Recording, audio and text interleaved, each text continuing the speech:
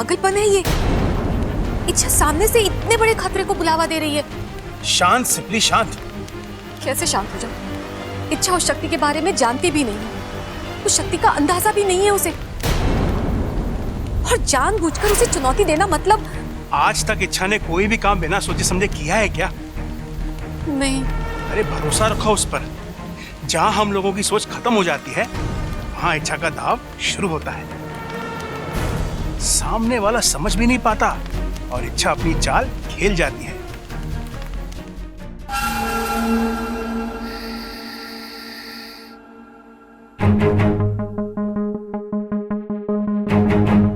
भाई रास्ता साफ है, छोटा जहाज भी कहीं दिखाई ना दे रहा है। चलो। कहाँ जा रहे हो? अरे टाइटैनिक चल, बीच में सर भाई को अंदर जाना, चल। अंदर जाना मना है। अरे अपू बेटा तू देख ना राके, भाई ने हेलमेट पहन रखा है, अब ना भाभी भाई का चेहरा देख पाएंगी ना भाई भाभी का। चल हट बीच में से। अरे लेकिन पापा की आंखें तो खुली है ना। अरे बस इतनी सी बात, भाई की आंखों में पट्टी बांध देंगे हम। आंखों पे पट्टी बांध के पापा मम्मी की मेहंदी कैसे देखेंगे? हंडी? अरे अपू हंडी देखनी होती तो यहाँ क्यों आता, रसोई में जाता ना। अरे भाई घर की हंडियों में किसको इंटरेस्ट है? आपको अच्छी अच्छी हंडियां देखनी है तो मार्केट में नए नए डिजाइन की हंडियां आई हैं, चलो। अरे पापा मैं हंडी की नहीं मेहंदी की बात कर रहा हूँ। आंखों पे पट्टी बांध के आप मम्मी की मेहंदी कैसे देखेंगे? जवाब दे भाई, ये बात तो मैंने सोची ना। ओ भाई आप एक काम करो, आप भाभी के कमरे में ना गर्दन झुका के चले जाओ, भाभी की मेहंदी देखकर वापस चले आना। चने खाना? अरे चने खाने का समय ना है अभी तो मुझे सिर्फ ममता की मेहंदी देखनी है। अरे चने खाने को ना कह रहा हूं मैं कह रहा हूं वापस चले आना। चलो अभी अंदर। नहीं, मैंने कहा ना नहीं मतलब नहीं। दादी ने पापा को मम्मी के बचाने से मना किया ना। अरे टाइटैनिक तू समझ ना रहा है, दादी ने कहा है चेहरा देखने से पति पत्नी के बीच में दीवार खड़ी हो जाती है, हाथ देखने से कुछ ना होवे। चलो भाई। और अगर हो गया तो?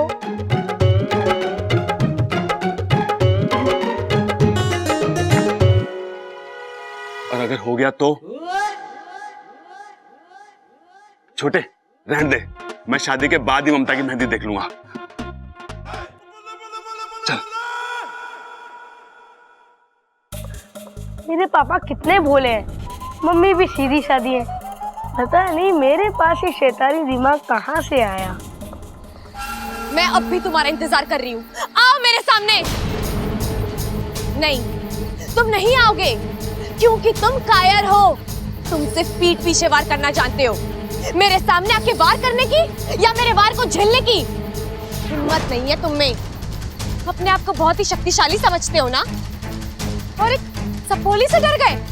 अरे लानत है तुम पर। दिमाग को भेदने वाला दिल का इतना कमजोर होगा ये मैंने कभी नहीं सोचा था। बस अब अपनी हार मान जाओ और इंसानी बस्ती से दूर चले जाओ।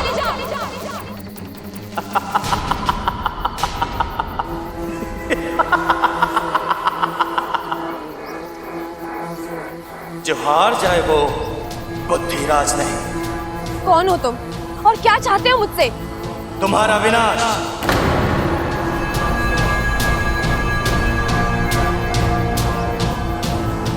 और तुम्हारे साथ साथ इस पूरी अच्छाई का विनाश। अच्छाई ना कभी खत्म हुई है और ना कभी होगी। तुम जैसे कई आए और कई चले गए, लेकिन अच्छाई जहाँ थी वही रहेगी। उसी के दम पर ये दुनिया कायम है और इतिहास गवाह है कि जब जब किसी बुद्धिराज ने पृथ्वी पर जन्म लिया है, इसे खत्म करने के लिए एक इच्छा पैदा हुई है। लेकिन आज इतिहास बदलेगा, आज बुराई जीतेगी, आज बुद्धिराज जीतेगा। मैं नहीं जानती तुम्हारी मुझसे क्या दुश्मनी है, लेकिन जो जो अच्छाई का दुश्मन है वो इंसानियत का दुश्मन है, और वो मेरा भी दुश्मन है। आओ तो फिर देखते हैं किसमें कितनी ताकत है। अपनी जितनी शक्ति आजमानी आजमा लो। मैं यहाँ तुम्हारे सामने कवच की तरह खड़ी रहूंगी और तुम मुझे भेद कर नहीं जा सकते।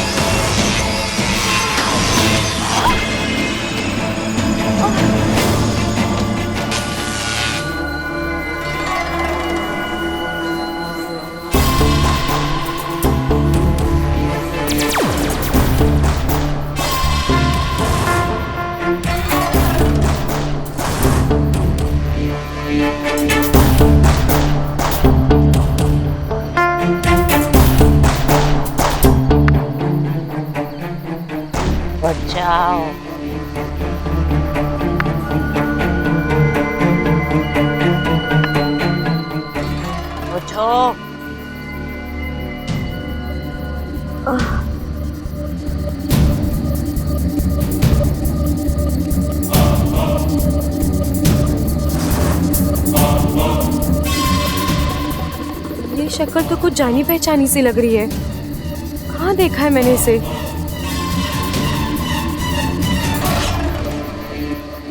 क्या सोच रही हो इच्छा?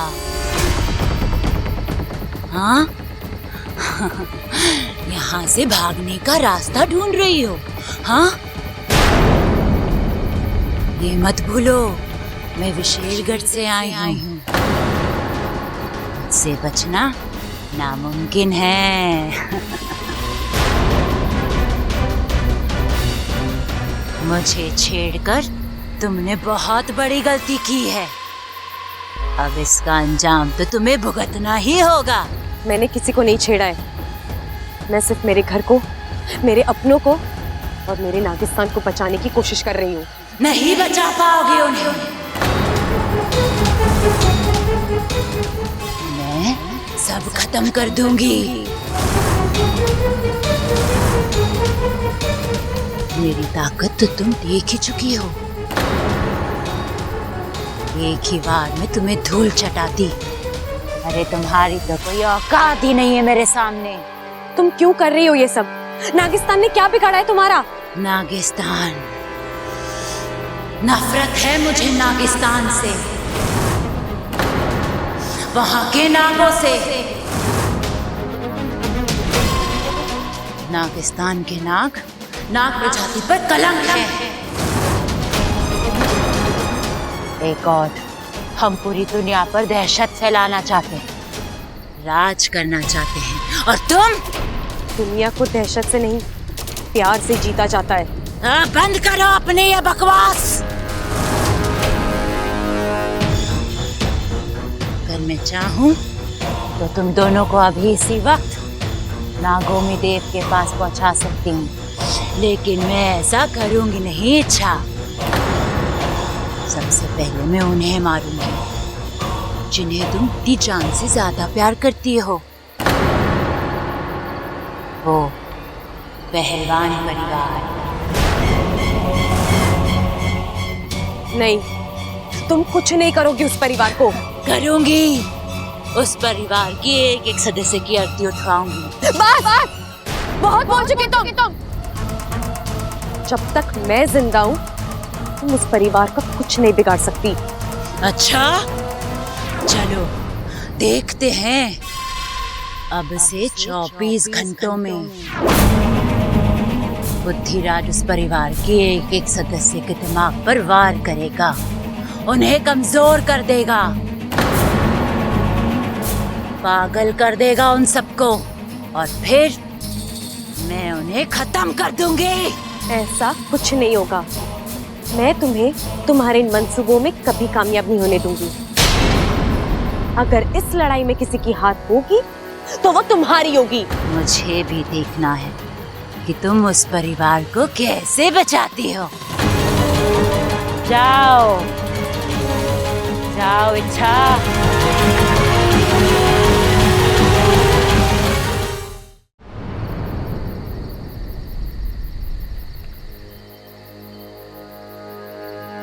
उफ, जिसका डर था वही हुआ। विशालगढ़ की शक्तियों के सामने इच्छा की शक्ति कम पड़ती जा रही है। मुखिया जी, ये तो खुद की रक्षा नहीं कर पा रही है, तो फिर घर के बाकी सदस्यों की रक्षा कैसे करेगी? हम सब भी ना अपनी शक्तियां उसे दान कर देते हैं, शायद हमारी शक्तियां उसे बचा पाए। नहीं सिपली, इच्छा नहीं मानेगी। ये चुनौती उसने दी है और ये उसकी अपनी लड़ाई है, और जहां तक मैं इच्छा को जानता हूं, वो अपनी लड़ाई खुद लड़ेगी। लेकिन मेरी सपोली। नागोमी देव पर विश्वास रखो, वही उसे इस लड़ाई को लड़ने का हौसला और बल देंगे। ए शमशान घाट के वासियों, आओ। मैं विशेलगढ़ की राजकुमारी, मुझे तुम्हारी सहायता की जरूरत है। आओ।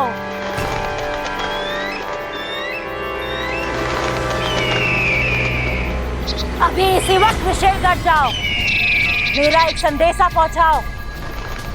हम बहुत जल्द नागिस्तान पर हमला करने वाले हैं।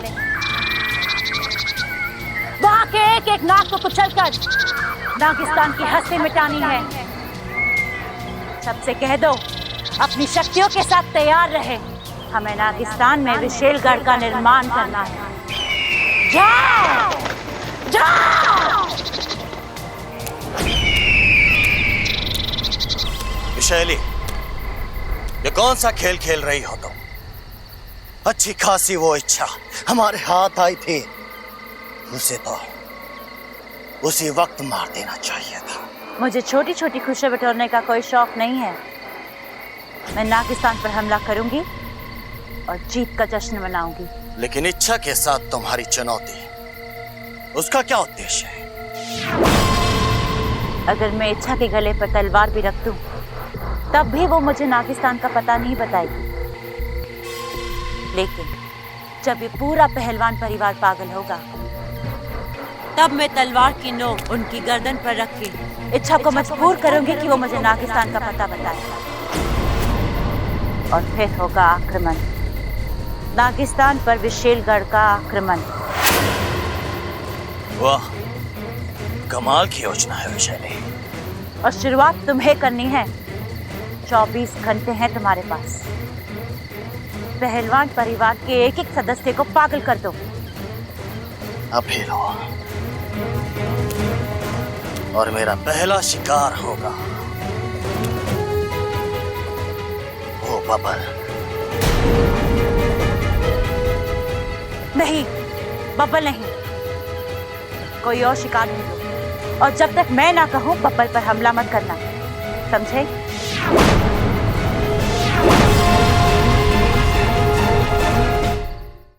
भाई, मैंने 200 की लड़ी मंगाई थी, घी के कनस्तर बनाए थे, वो कहाँ हैं?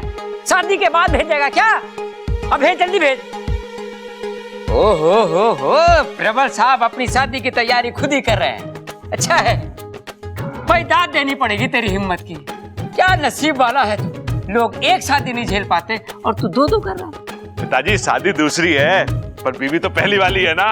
अरे बेटे, ऐसे हालातों में तो और मुश्किल हो जावे है। मैं तो अपनी पहली शादी को बुरा सपना समझकर भूलने की कोशिश कर रहा हूँ।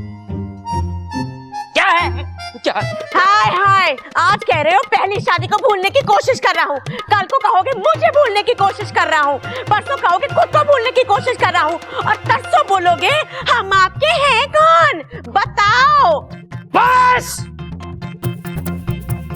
ये जो तेरी बातें ठोकने की आदत है ना, इस पे बड़ा प्यार आवे है मुझे।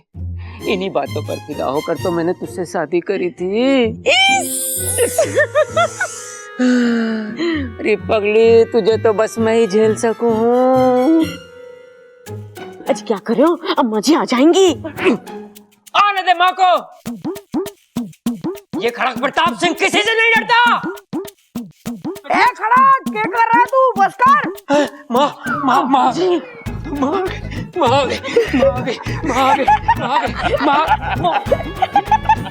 चुप रहो। तुम लोग हंस क्यों रहे हो? अरे दादाजी, वो दादी नहीं, मैं था। अपने दादा के साथ मजाक करता है? अरे नाना पिताजी, अप्पू तो सिर्फ मजाक कर रहा था। मैं समझा कुछ और कर रहा था। अप्पू, एक बार फिर से बता, तेरी दादी कैसे करती है? ए छोरा, क्या कर रहा है तू? बस कर।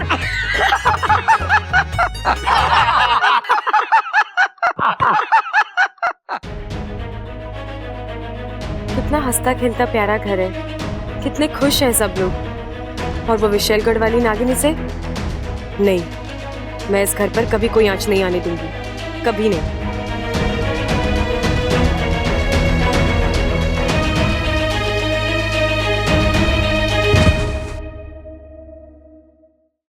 साथिया साथिया मेरे साथिया।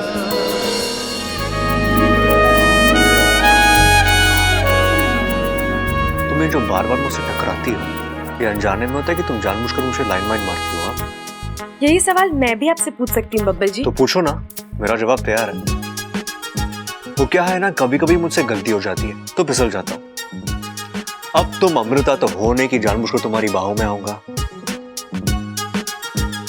अमृता की बाहों में जो सुकून है ना, वो तुम्हारी बाहों में कहाँ। बब्बल जी, मेरा मूड वैसे ही बहुत खराब है, आप मुझसे उलझेंगे ना तो मैं तो क्या कर लोगी?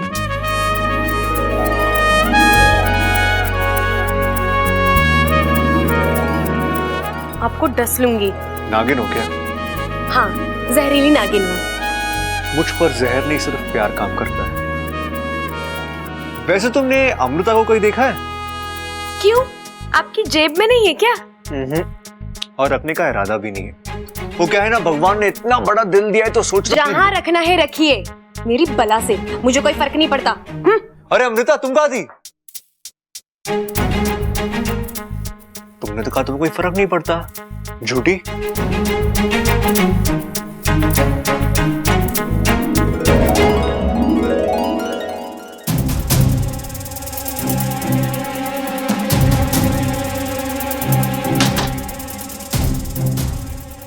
जी जानबूझकर कर रहे हैं सब, उन्हें पता है मुझे तकलीफ होती है, फिर भी। क्या बात कर रही हो? बब्बल को तुम्हारी तकलीफ के बारे में पता चल गया? तुमने उससे बुद्धिराज के बारे में तो नहीं बताया? अरे वाकू, मैं इस तकलीफ की बात नहीं कर रही हूँ। फिर और कौन सी तकलीफ है तुम्हें? छोड़ दो सब, फिलहाल हम ये सोचते हैं कि हमें उस विशैलगढ़ की नागिन और बुद्धिराज से कैसे निपटना है। ये चुनौती आसान नहीं है इच्छा। मैं जानती हूँ, हम जिससे लड़ रहे हैं वो एक भंवरा है, एक ऐसी शक्ति जिसकी किसी भी चाल का हमें कोई अंदाजा नहीं है। सालों पहले मुखिया जी ने मुझे एक धूमकेतु की कहानी सुनाई थी, जो कभी भी कहीं से भी प्रकट हो सकता है। ये बुद्धिराज भी उसी धूमकेतु की तरह, जो अचानक भन्नाता हुआ आएगा और किसी के भी दिमाग को भेद देगा। कैसे रोकोगी इसे तुम? मैं इस शक्ति को रोक पाऊं या ना पाऊं, लेकिन इस घर के लोगों को खतरे से आगाह तो कर सकती हूँ ना। और मैं ये सोच रही हूँ कि मैं इनको बोलूंगी क्या।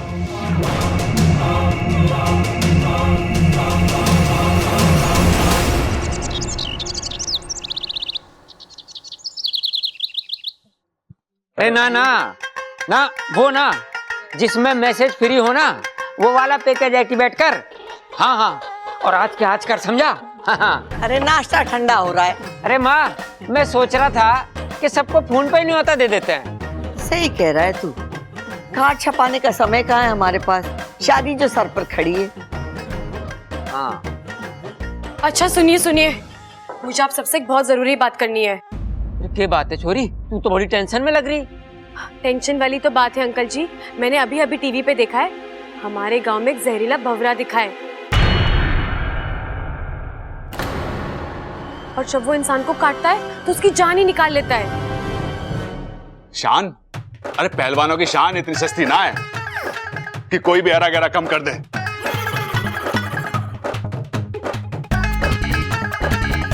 प्रबल भैया, मैं शान की नहीं, जान की बात कर रही हूँ। ए छोरी, वो भंवरे के काटने का कोई इलाज विलाज बताया उन्होंने?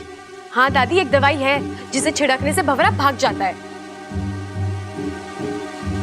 तो ठीक है माँ, मैं दवाई लेके आता हूँ।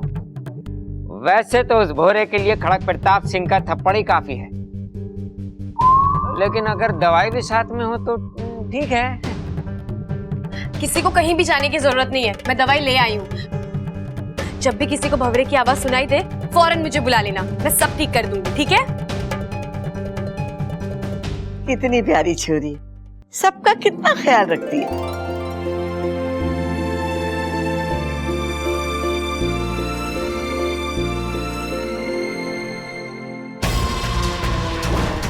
कोशिश तो तुम्हारी अच्छी है अच्छा, लेकिन इसका कोई फायदा नहीं होगा। अब बुद्धिराज के कहर को तुम नहीं रोक पाओगे।